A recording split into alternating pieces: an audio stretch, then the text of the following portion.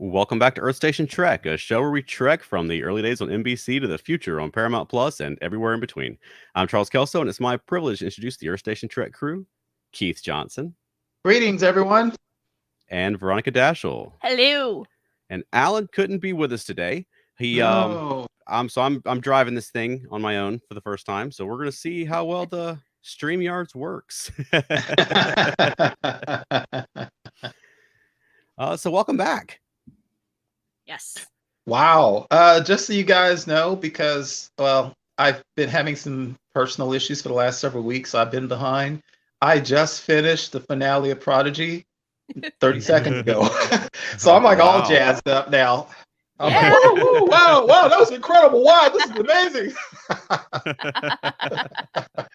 That's awesome. Yeah. Well, what did you think? Really good. Yeah. I was impressed. I was absolutely impressed. So I can't wait to talk about it.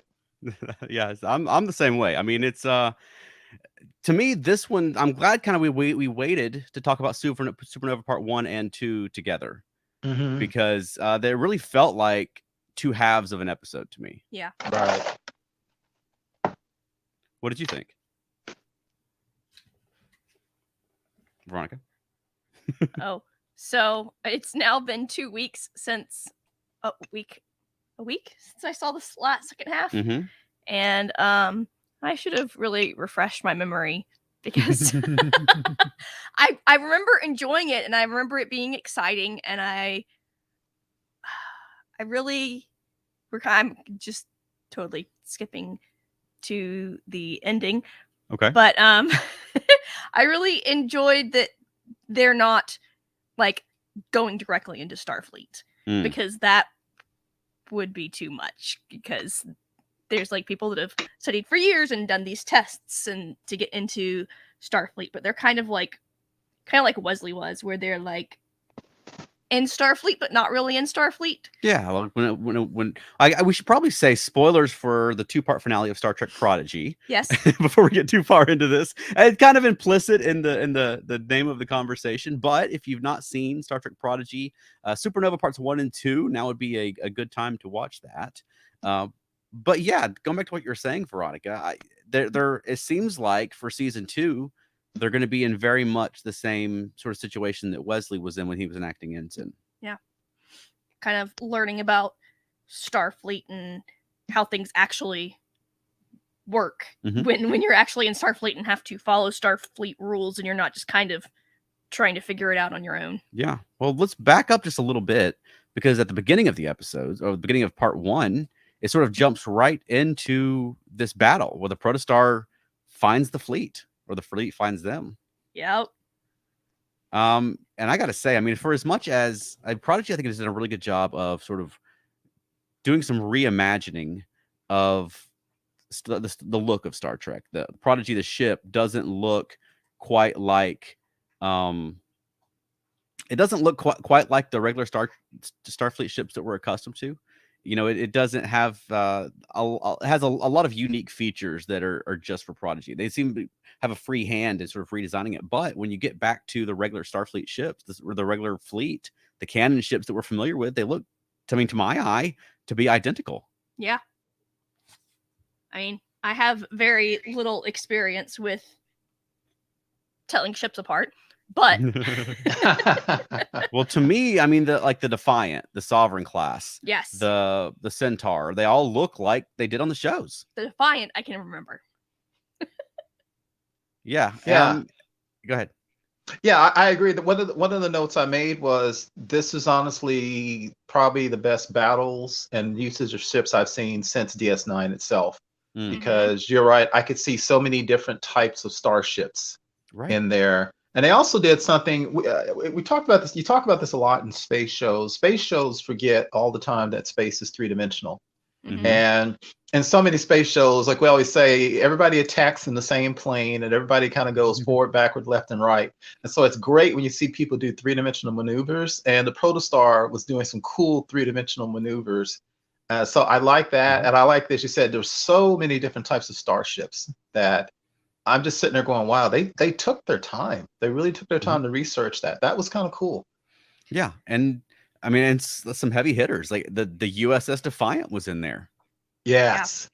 I was worried. The fact that the Defiant was in there with the Protostar and them connecting and everything, and it's like, no, the Defiant can't go poof like this. That's terrible. Right. Yeah. So yeah, it was pretty thrilling just to see, sort of like you indicated, Keith, like a DS9 level fleet sequence.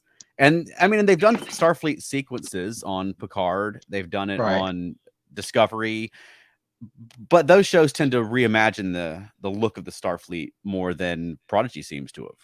Yeah. You know, so it's like the fleet that we remember all of a sudden is back. Right. Yeah, I thought also what I felt was obviously this is a show that tends to be quote unquote geared toward a younger audience, but this absolutely has gone, I guess every episode this season has upped the ante, the stakes, and it has felt more and more, I'm going to say this, more and more like real Star Trek as it's gone along, because this didn't feel like a quote unquote kiddie show the last few episodes. It felt like Star Trek. And that's pretty good. Yeah. We've got a quick comment from Matt Sweatman. Hey, Matt. One of the changes in modern Trek is that there are so many different designs. In TNG, it seemed like there were pretty much only 3 different ship designs, one of which had been around since Star Trek 3. And that's true. They especially on Next Gen, they reused all the models they could from the Star Trek movies. So the Klingon ships look exactly like the Klingon ships from the movies. You know, you got the Excelsior, you've got the Oberth was in there at some point. You know, like, so yeah, it's amazing now that the CGI is so well established that you can have these big diverse fleets. I don't think it's just the CGI being more diverse now. Okay. I think both of the animated shows do it a lot better even than the fleet-wide shots in the live action that they're currently doing. Like there was a lot of copy and paste in some of the live action stuff. Picard in particular. Yes. That season 1 finale Picard where it looked like the same ship over and over and over. Oh yeah, when you go online or you read reviews, that gets talked about a lot. It's like it was just Charles, based on what you're saying, what was the name of the ship that is used from? It was the ship Sulu was the captain. Sulu was the captain of. What was that class of ship? Yeah, that's one you just mentioned. Man, Excelsior was being used for like 100 years. You're right. I mean, my God, you're right. It literally spanned Kirk's time, Picard's time. And I'm still trying to figure, in the original Klingon Bird of Prey, the small ones, as you say, those ships have been in usage for about a century, it seems like. Right. So it is kind of cool to see some newer ships. And a good point, Matt. And I will say on Star Trek Discovery, like at the Battle of the Binary Stars, they had a pretty diverse fleet. They didn't look like the Starfleet ships that we were familiar with. You know, Discovery takes a much freer hand in redesigning the look of Star Trek. Anyway, I don't want to belabor the point too long. I just really enjoyed the fleet shots. Now, what did you think about the battle itself? I was really fascinated. Like Keith said, that they actually use the 3 dimensions, and I think we've talked about that before, how a lot of the times they're like, we're making a stand and we're gonna be right here and they can't go around us at all. I feel like there's like 50 different ways they can get around you really easy, but in space. But they really seem to take advantage of the fact that there's 3 dimensions in space. Wow. Well, we were just talking about that last week with Redemption. It's the space lake where you can't go under, you can't go over, you know, right? You've got to go right through them. But yeah, I liked a lot of all the 3-dimensional maneuvering that was going on. I was a little surprised at first that the battle was moving so slowly. It seemed like if you wanted to destroy a Starfleet, I mean, with the shields down and you've got phasers and torpedoes, I mean, it's like tissue paper, you know, or you know, open up the containment on the warp cores and they all go boom. But I was rewatching it just here a few minutes ago, and I guess the point, I guess they wouldn't want it to go too quick because they want the other Starfleet ships to come. They want the virus to continue to spread to more and more. If the battle was over in 30 seconds, there wouldn't be anything left to transmit the virus to the other Starfleet ships as they arrive. Right. Yeah. So it slowing down caused all these other ships to, I forget what the word is. Basically, send out the SOS. What's the word? Why am I blanking on the word? I don't know.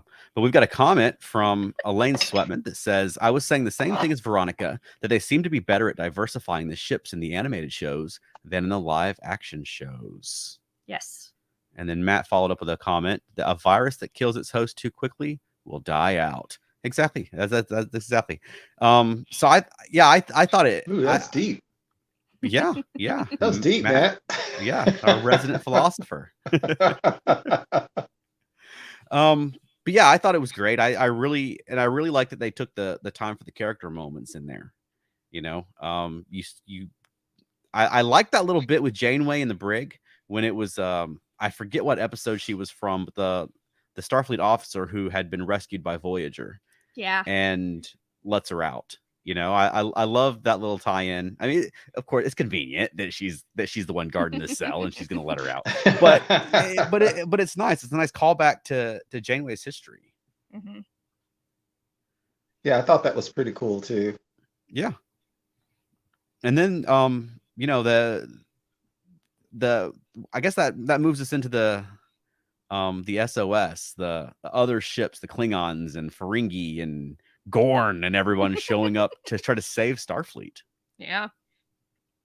I thought that was cool. That was a very Star Trek-y moment where she puts the call in, and you know, if you have ever been indebted to Starfleet for anything, you know, now's your chance to pay them back, essentially, you know? Mm-hmm. There were some the lady who, as you said, said that Janeway had saved her. She was one of the group of people that she had saved. The call out to basically saying, if we've ever done anything for you, please save us. And the lady says, why should I? And she convinced her.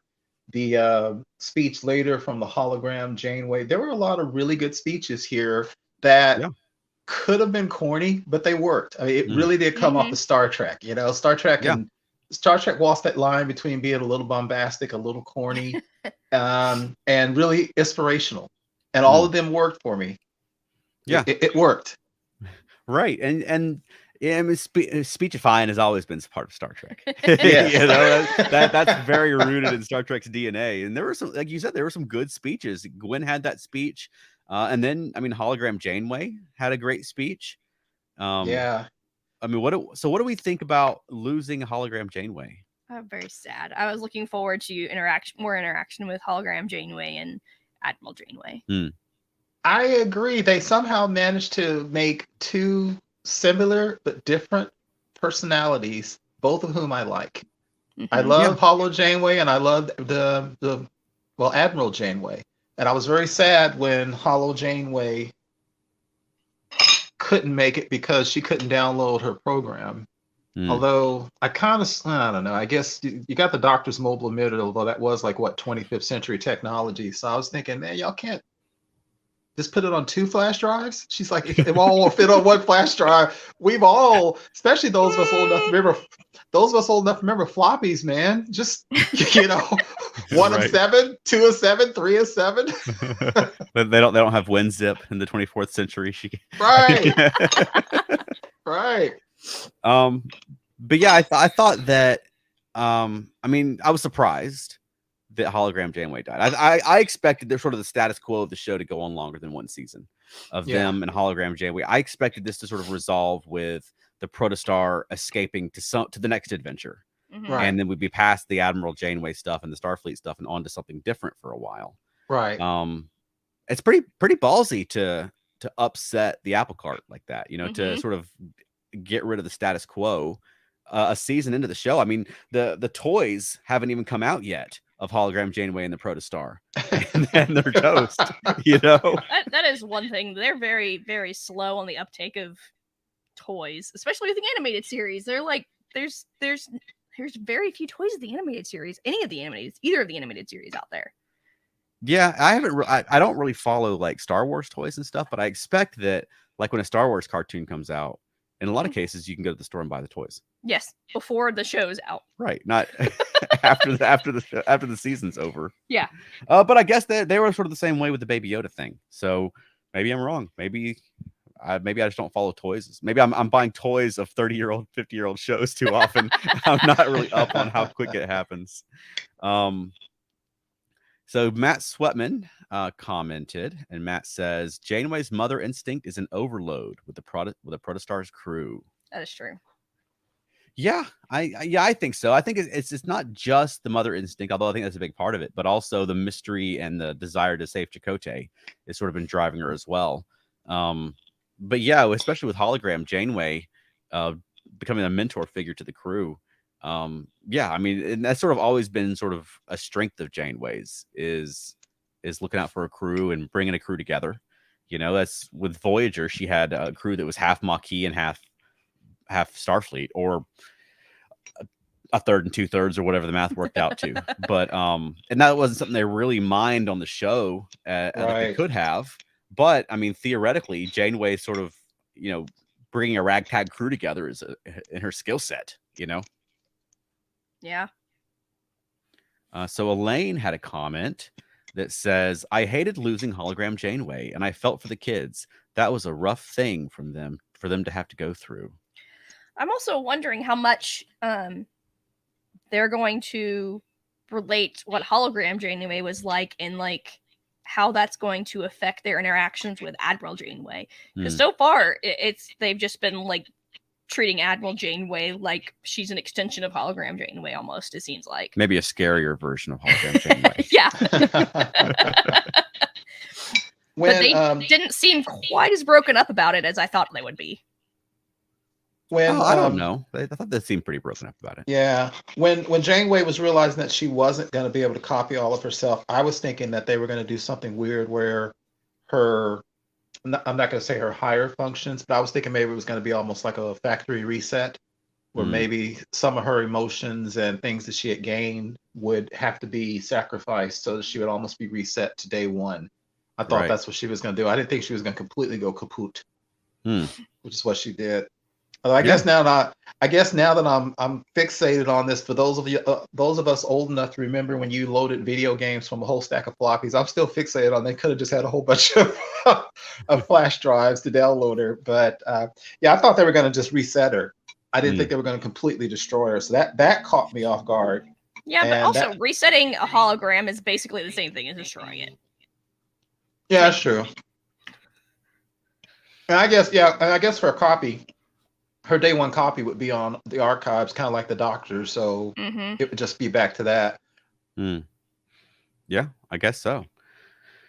Now I think it's worth pointing out, though, that the Protostar sort of like warped into a bright light and created a vortex. So it isn't as if, I guess, like in movie terms, we didn't see the body. You know, if this is a horror movie, you'd expect hologram Janeway to be back in part 2. You know. So it's always possible that we could run across the Protostar and hologram Janeway again. Yeah. So it's possible that the Protostar didn't truly blow up. Right. Yeah. I mean, just travel through time. I think the technology behind it is, and the scientific explanations are nebulous enough to, if they decide to bring that back, they certainly could justify it. Yeah. I'm not going to gainsay you there, Charles, because I was having a hard time. Even when they did I reran it 3 times. And the whole thing, the Protostar blew up, but warped, interstitial, this and that. I'm like, holy crap! I couldn't follow that. It was something like a wormhole and a time vortex and blah blah blah. And all I got out of that is we can go find Chakotay. Right. There was a proto drive supernova in there somewhere. Yes.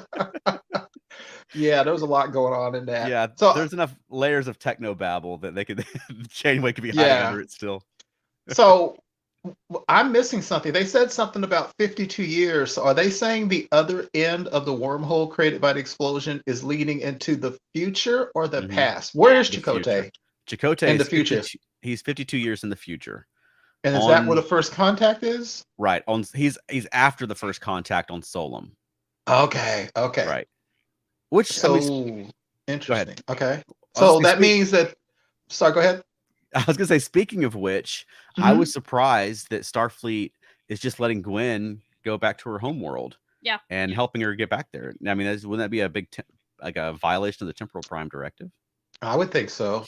Well, I wonder if that's going to be part of the season 2. Is the temporal team is gonna come in and be like, you can't do this. Go back to your crew. And that's how she's gonna end up back with her team. So they're all going into the wormhole, and they're going to go into the future. Mm-mm. No, my understanding was she's going to go to Solom in the present. Okay. Because she said that she can still change the future. Got it. Save Solom. Okay. Which might just be sort of prepping them for the inevitable first contact, so they don't go crazy and kill themselves. But you're talking about the time cop guys. I would love it if Dulmer and Luxley from Trials and Tribulations showed up, and they're just like, "You got to be kidding me! Where do we even start with this?" No kidding. Comment from Matt Sweatman, and Matt says someone on the internet mentioned that when or if they find Chakotay's protostar, it should have another hologram Janeway. That is an excellent point. Presumably, unless the vortex is extending to when after the protostar jumped back in time, there would be a protostar with hologram Janeway on it that Chakotay had, that the Solomites or Soloms or whatever they're called have stolen, right? And are either planning to or already have taken back through time. Is that the exact same protostar that we've been following in the series, just from a different time? Right. It's it from the past and the future, if that helps you. Oh boy.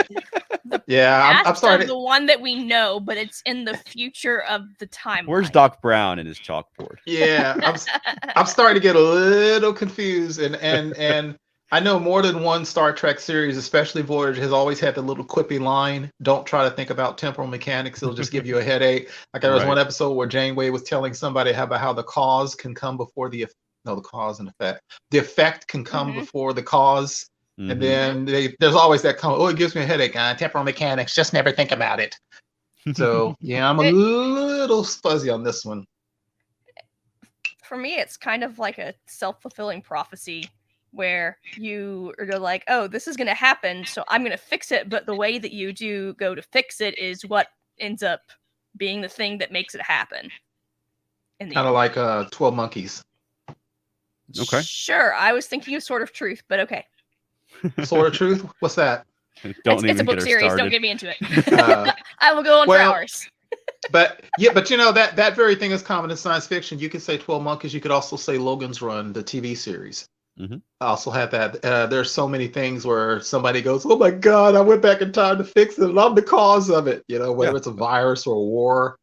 Well, that's the movie Terminator. Yeah, good point. But not Terminator 2. Yeah. Time travel works differently in Terminator 2.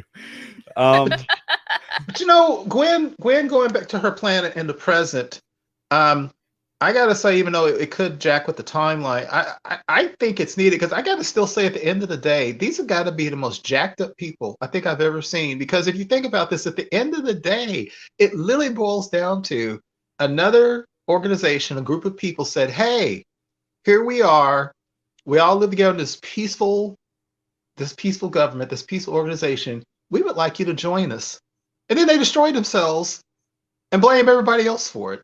I have never seen a reaction like that. Now, there have been a couple of weird ones, like you remember in the original series, the episode that I don't like, but a lot of people like, Spectre of the Gun, when they went down to the planet. Well, I think it was the Malcosians, and they kept telling Kirk, "Stay away, stay away," and Kirk's like, "Nah, I gotta go here." I mean, you've had some xenophobic people. There was an episode of The Next Generation, I think it was called Clues.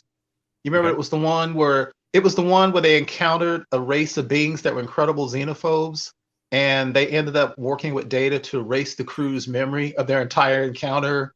Right. But they left some clues, so they went back. So, you know, we've seen races, and I get this. I get there's some races that would be like that in our real world. Japan was like that for centuries. Japan was incredibly xenophobic, and the United States did something we should have done. We literally steamed a military fleet into there and said, "Hey, you guys got to talk to us." So I get that people can react weirdly, but in all of Star Trek history, I've never seen a race react like this. Just I feel like there was something else in there that is being left out. Yeah, I think. Yeah, what's going on? Yeah, maybe we just don't know enough about the beliefs and the customs of the Solom people. Yeah, is it religious? Why? Yeah, I mean, I don't know. Like, I mean, it's certainly a fervor to it. Although I will say, absolutely. I don't know that humans would react terribly well if an alien ship showed up out of nowhere. Yeah, but I feel like hovering we over the would like planet. just start murdering each other. We'd do that now, and there's no aliens. Right, but I feel like, oh, aliens are here. Hey. Well, no, the religious people would be nuts and decide to kill the people that want to communicate with the aliens because they think it's blasphemy. But that's a whole nother story. So yes, I could see that happening. Actually, that's terrible. All right, Well, you know what? Now to put it like that, maybe I could see that too. You'd have those who didn't want what they would consider to be contamination, those who would, those who try to exploit it.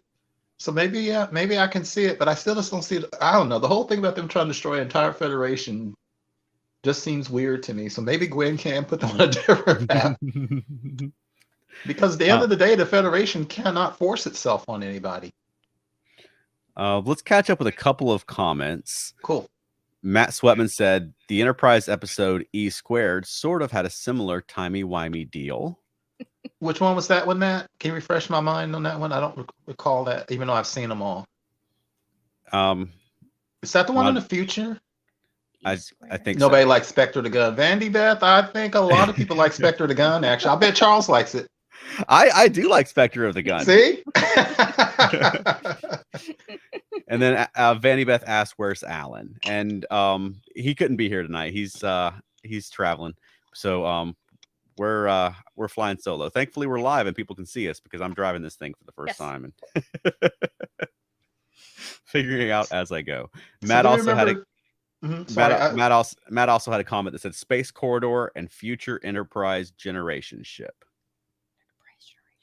Is that Enterprise E Squared? Yeah. We're still in the process of rewatching season 3, so I don't think we've gotten to that one yet. But anyway, so yeah. Okay. Have you seen the entire series Enterprise, Charles? I have in the past. Okay. Well, I've seen almost all of it. I haven't seen all of season 3 yet because that was when I had rage quit Enterprise by that point and hadn't come back yet, so I was in and out at that point. Yeah, Enterprise E Squared is the one where they kind of go into an alternate future of the Enterprise where they're basically Veronica's not seen it yet. Okay, so I won't spoil it. But it's an alternate future that could have happened like 20, 30 years in the future of the series. So that's what Matt was talking about. Oh, I missed a comment. Vanny nobody likes nobody likes Cole either. But they all love me. That's true. Vanny Beth's gonna argue with me about it. I don't think she will. I think people do love you. So yeah, I liked the scene where they used that vehicle replicator and made a shuttlecraft, and then eventually sort of splashed down, very sort of Apollo mission style with the shuttles around them and they're waving. I thought that was a cool scene. Yeah. It's funny because sometimes, and it might be a personal thing against sometimes Discovery would bring in some technology, even though it was in the past, in terms of like the Picard's time period. And I would kind of go, I'm not sure about that. But little things like the thing in Prodigy, because there's always been these questions of if they can replicate this, why can't they replicate that? So it actually makes sense to have the ship replicator and stuff like that. And I think that they've done a good job of carefully adding some technology. Sometimes the shows go a little too far, like some of the Abrams first movies, but I think that the way they've added some of the technology, like the ship replicator, actually makes sense. Because I noticed on Deep Space Nine, you never saw them, but remember Deep Space Nine, they often talked about these industrial replicators that they were given to the Bajorans to produce, I don't know what. I mean, they always talked about them, but that's what we're talking about here. Mm-hmm. Yeah. And they make it back to Starfleet. Yeah. And don't get in, which I thought was an interesting twist. I liked that. And I like that they're sort of, both Prodigy and Strange New Worlds are both sort of playing with this idea that the Federation is sort of bigoted still against augmented people. Mm-hmm. One of the prejudices that Starfleet still has. So I like that they're making that part of their sort of part of the storyline, but also that I like Janeway's line that Dahl has 20, like the DNA of like 26 species. What better representation of what Starfleet is or what the Federation is than he's part of so many different species. Yeah, and I feel like with Dao also, there's a difference. He's an augment, but it wasn't like it was his choice or even his. I guess it kind of was his parents' choice, but he didn't really have a say in it, and he didn't even really know about it. I mean, he was literally created, so you're gonna blame this person for what someone else did to them, basically. Well, technically, yes. It doesn't matter if it's your choice or not, because technically Bashir shouldn't have been allowed in Starfleet, even though it was his parents' choice and not his. So technically, yeah. But Janeway made a comment about the fact that I found the fact that he had the DNA, but it wasn't quote unquote enhanced. Like he didn't have. He has Vulcan DNA, but right now, like the Vulcan telepathy is not turned on, and I guess the Vulcan strength is not turned on. So I wonder if that weird button that lady put on the back of his neck in that other episode, he still had that funky button on and pushed it and started, growing pointed ears and jumping 20 feet in the air. They probably go, okay, no, you can't join. But yeah, this is luckily that was removed. Yeah, this would be a good topic for another show, because I think that this whole thing about what augmentation is, I think needs to be defined, and I would love to see the Starfleet bylaws of what that means, because in Enterprise, Phlox talked about the fact that genetic engineering is very common on his planet, Dr. Phlox. Now, what does that mean? Does it mean that, like in my family, I have type 2 diabetes? It's all in my family. I wear glasses. I would give anything to take diabetes out of my equation. So if you could genetic engineer my sensitivity to sugar out, absolutely. If I didn't have to wear contacts or glasses, and you could do it genetically engineer, I'd absolutely do it.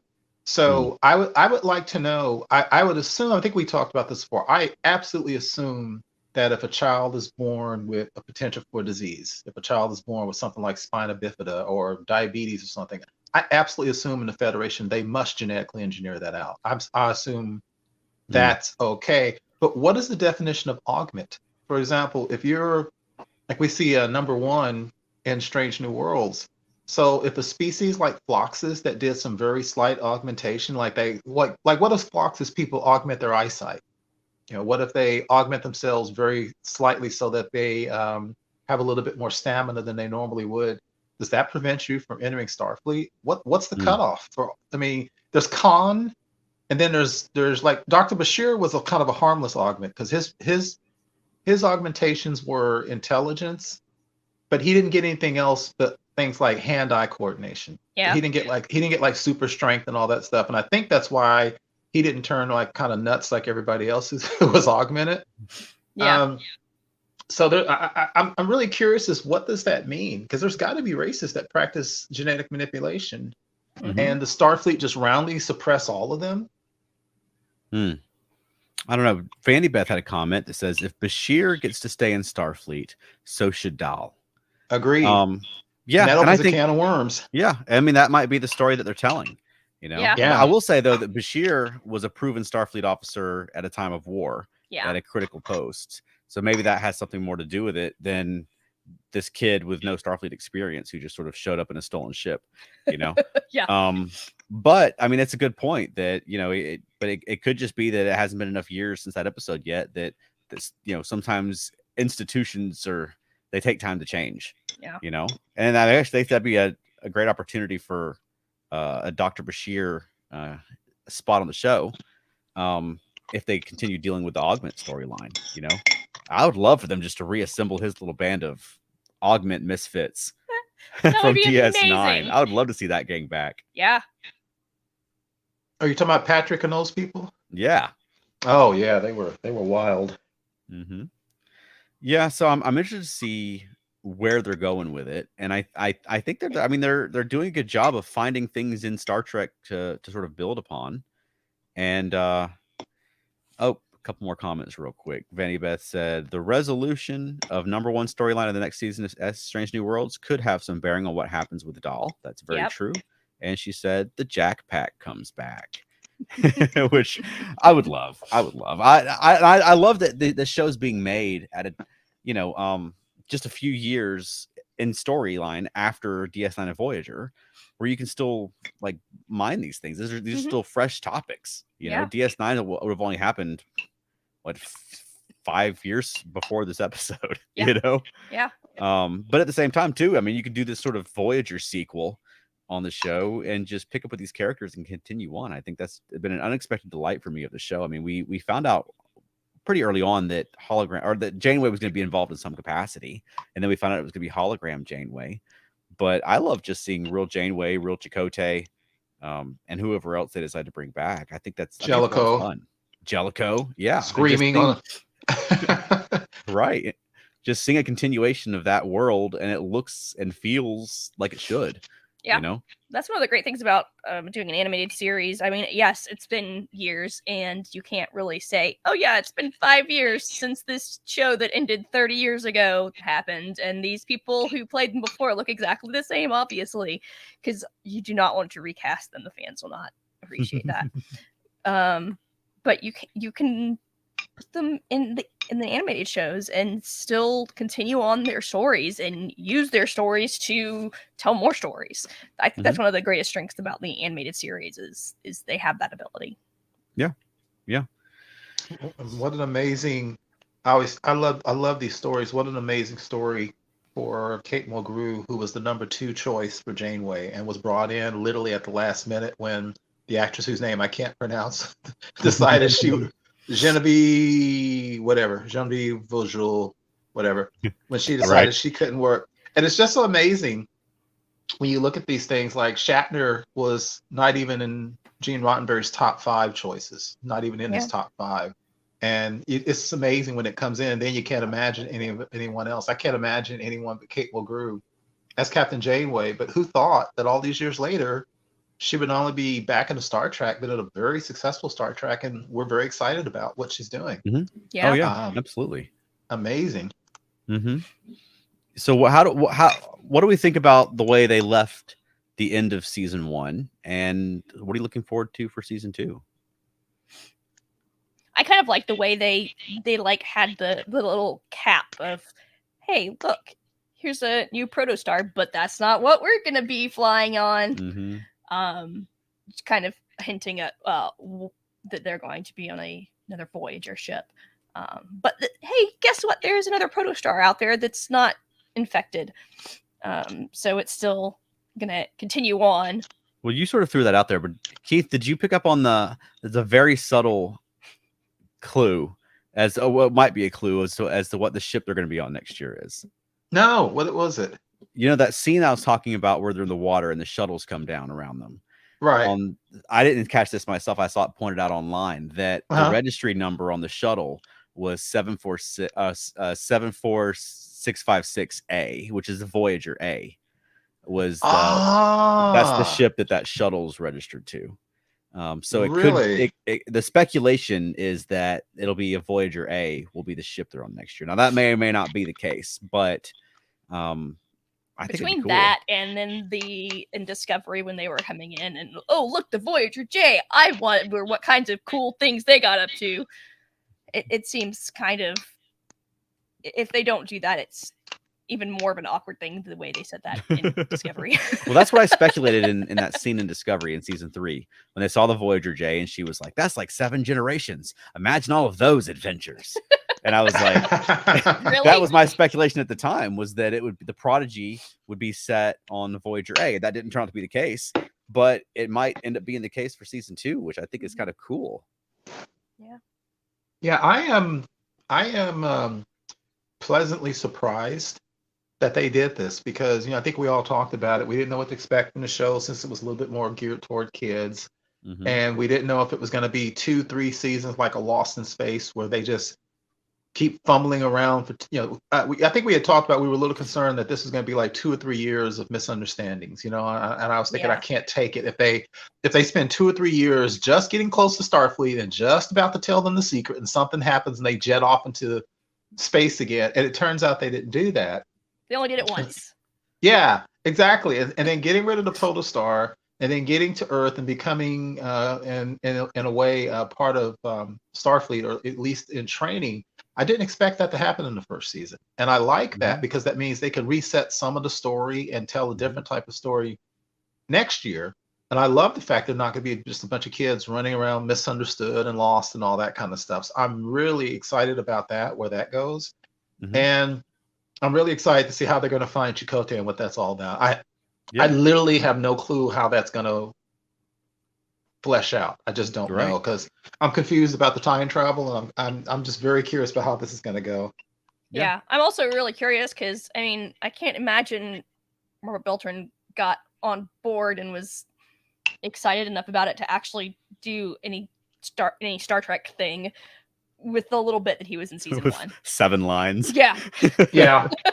Right. There's no way they would have gotten him back for that. So I'm really hoping that he's more active in season 2. That's I think what I'm looking forward to the most. Me too. Yeah, I'm looking forward to seeing this crew. I mean, it's a great opportunity for them to grow.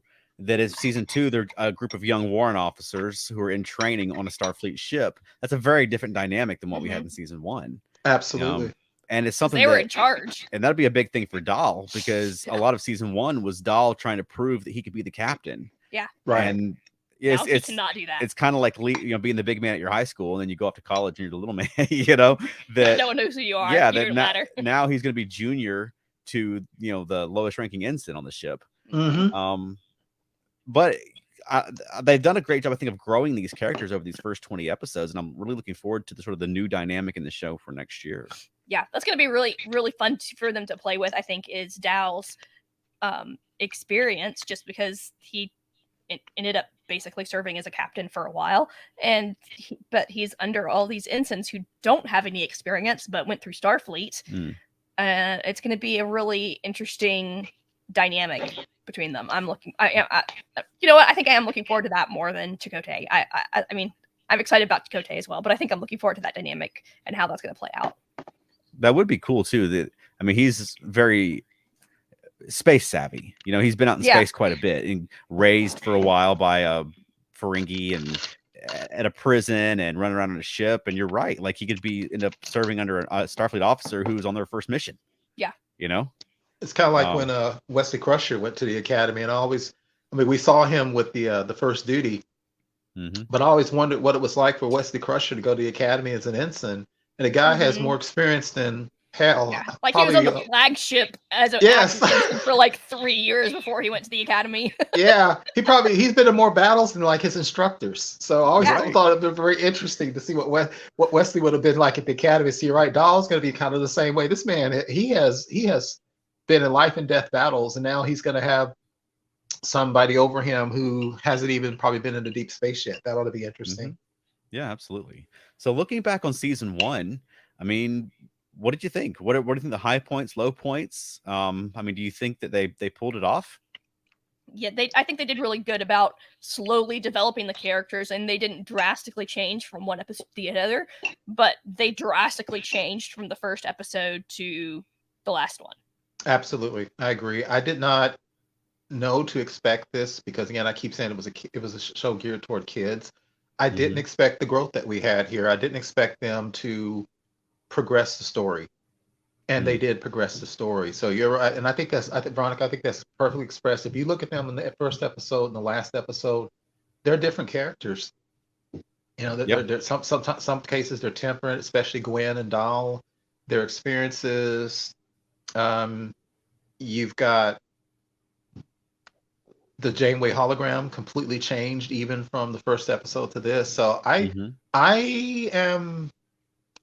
really enjoyed the season. I think they did an excellent job of telling a good story, growing the characters, and taking it to a place I didn't expect. So I was very happy with it. Speaking of that, real quick question: what happened with the Diviner at the end? Did he turn into dust or something? Yeah, I think the Diviner's dead, but what was she called? The Redeemer, the Reclaimer, whatever she was, she escaped. Right. Her dreadnought turned into an escape pod, and they shot it. Okay. that was a funky scene. I thought it was kind of cool that dome repaired itself. I thought it made more sense than just having a glass dome over them or a transparent aluminum dome. But yeah, I think Diviner's dead, but John Noble could still come back. They made that clear that he's still alive in the present on Tars Lamora. Yeah, I'm interested to see how that works though, because I mean 52 years in the future, and he had already come back and lived a long time on in the current day, long enough to where he was like, oh, I should probably make a progeny while I'm here too. And then Gwen grew up. So there's at least Gwen plus some where he's been in. I'd say it's 70 years, probably 20 years in the present or in the past, and then 53 years to the future. So around 70 years, 75 years, something like that. So he'd be like Gwen's age basically right now. Yeah, I mean, I don't know I don't know what the life expectancy is of someone from Solom. He could be played by John Noble again, or he could be 10 years old. I don't know. Yeah. Either way, it'd be messed up for Gwen. Be a pretty big story for her. Yeah. To find him, especially knowing his future. I think that has the potential to be very interesting. Yeah, and how she would handle that, and would she talk about that? I thought it was interesting that the other lady, his fellow from his planet, said of him, "You were always the weak one," or something like that. Right. Mm-hmm. Which is kind of interesting, given what we've seen him do. Yeah, but then they did.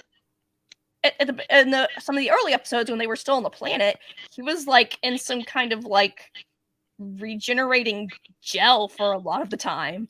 So it's like he was not surviving very well. Or he could have been extending his life. Mm-hmm. I don't know. Yeah. I did want to swing back to a comment from Matt Sweatman that said, I do look forward to seeing the kids interact with some Starfleet officers. It feels a little more believable as a ship needs more than a 6-man crew. Yeah, and I mean the Protostar is a pretty small ship as ships go, but yeah, I mean that's one thing I like about Star Trek is like you have a crew. You know what I mean? And they showed in Next Gen the technologies to the point where Picard and Riker by themselves could just fly the Enterprise back. But back in the original series days, like Kirk couldn't fly the Enterprise out of orbit by himself. Like you need more people than that. You know, like if it was when it was just him on the ship, he was just trapped there. I like having the crew. I think the crew is part of the Star Trek formula that works very well. So I look forward to seeing them, like Matt said, part of a Starfleet crew and just the difference that makes for them, because that's very different. It's a very different structure being on a military ship for me and Keith, and a non-military ship for everybody else who likes Star Trek. But it's a very different life than being on your own and being alone in the galaxy, or being in a small crew. But yeah, I mean, as far as the character development on the show goes, I mean, they've come a long way just in season 1. I really look forward to seeing what they do. I mean, it could be like a DS9 situation where, like, every time I get to the end of DS9, I just want to watch the beginning of DS9 again. Yeah. Because the characters have gone on such a journey, and I want to go right back and see, you know, young Bashir and young Kira before all the changes. You know, it could be a situation like that where by the end of Prodigy, you just can't believe who they were when the show started. You know, right? Which I would love. Yeah, that'd be amazing. All right, so it sounds like we're all pretty positive about it. We all enjoyed Prodigy. I don't know when season 2 is supposed to start. The show takes a long time to make, so I don't know how far out they are on it. But I liked it a lot. I'm really looking forward to season 2 even more than I was looking forward to season 1. Me too. It's a good place to be with a Star Trek show. Yeah. Me too, because they absolutely impressed me, and I genuinely don't know what's coming next, which is great. I just don't know. Like Veronica said, when are they going to bring Chakotay in and give him some real lines? Right. You know, I'm confused about the timey-wiminess of all of this. So this is going to be very interesting. Right. We need a chart, you know. Yeah. That might be why they went ahead and established that wormhole to an alternate future where Chakotay is. And they sort of spelled all that out. So next time all they have to do is show up to that's the wormhole to where Chakotay is, you know. Right. And made it clear that the future Chakotay's in hasn't been erased by the fact that the history in the past has been changed now. That he's in an alternate future. So is there or maybe he's now in an alternate universe. Is there any reason to think at all that Janeway and Chakotay are more than just friends? Yes. Does anybody want them to be more than just friends? Do you think they could be more than just friends? People that do. Every person on Twitter seems like they want to be more than just friends. I mean, there's been Chakotay and Janeway shippers for 25 years. Right. So yeah, but I think as for what they've shown so far, it works just as well either way. We were just talking about this a few weeks ago, but I think it works if you just think she has a loyalty to her first officer then that works. And if you think that Right. there's more going on, then that works too. And whether they establish something concrete on the show, I guess remains to be seen. Yeah, I think I agree with that. I think it works both ways because having rewatched Voyager last year, I tell you, there's way more innuendo between those two than I thought. Way more. I mean, there's all kinds of weird episodes where she'll like touch his cheek and weird things where she'll invite him to dinner. And so they definitely toyed around with it. And then, of course, there was a whole episode where they were stranded on a planet together when they had a virus that they couldn't cure for a while. And they literally fell in love with each other. And then they just got back on the ship and just didn't talk about it. So, because that's how it was. That's 90s television. Yeah. But at the same time, I think if Riker was missing, and Picard would be hell-bent to find him. Yeah. You know? I didn't use Kirk and Spock as an example for a reason. I used Riker. The Kirk and Spock thing is murkier for fans as well. Kind of like Janeway Chakotay. But yeah, I'm looking forward to see what they do. Now, Keith, when I started the stream, I skipped over a lot of stuff I usually do at the beginning because I was desperately trying to make sure that we were not just talking to ourselves and actually broadcasting. So let's circle around and do some This Week in Trick History. Yeah, I got just a couple of things here. Boy, I hope I didn't delete this. Okay, yeah, I just got a couple of items here for This Week in Track History. And I'm actually going to start out. I was doing birthdays for a long time, and I really try not to do birthdays because you can do a lot. But there's two birthdays I think are absolutely critical. Okay. One of them, January 2nd, 1920. Oof. 103 what? years ago. Yeah, can you believe that? This is pretty wild. I'm trying to think of something that would come up from here. There's nothing that I can do. Okay, I'm gonna do. This is the person who came up with the concept of the positronic brain. Isaac Asimov. You got it. Isaac Asimov, the famous science writer, the guy behind the 3 Laws of Robotics. What I found interesting about this is Isaac Asimov was a science consultant for the original series, and he was a science consultant for the motion picture. Now, one of the things is it may be hard for people to kind of think about this nowadays, unless you think about people like Neil deGrasse Tyson or something. But there was a time when people like Isaac Asimov and Einstein were truly worshipped, even by the general public. And when Gene Roddenberry did one of his first showings of Star Trek at one of the events that he had, but he was showing like the black and white prints and stuff. One of the people who showed up was Isaac Asimov. And Isaac Asimov was really excited to see this thing called Star Trek. But when they were getting ready to show it, Isaac Asimov started talking. And Gene Roddenberry literally shushed him and told him to be quiet. And someone in the audience literally said, "Gene, you just killed your career because you shushed Isaac Asimov." Now, can you imagine somebody in our time saying that about a scientist? Which I think is wild. But the reason I say this is they didn't get on well at first. But Isaac Asimov liked Star Trek. Well, when the original series started airing, Isaac Asimov actually wrote an article criticizing the science of Star Trek. And Gene Roddenberry, instead of getting pissed off at him, called him up and said, "Well, I do the best I can, blah, blah, blah." And Isaac Asimov said, "Well, I can kind of help out." And from that conversation, instead of getting pissed off, he brought Isaac Asimov on as a science consultant for the series and for the motion picture.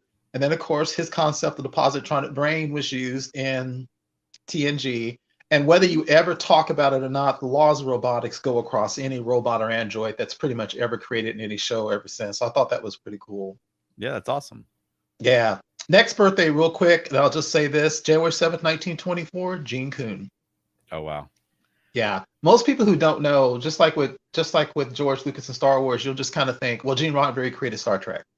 And I think when you really dig in, even as I dig in the last couple of years, it's amazing. Of course, the whole concept was Gene Roddenberry's, but you need so many people around you. And really the thing that became Star Trek, it wasn't just Roddenberry. It was Roddenberry. It was DC Fontana.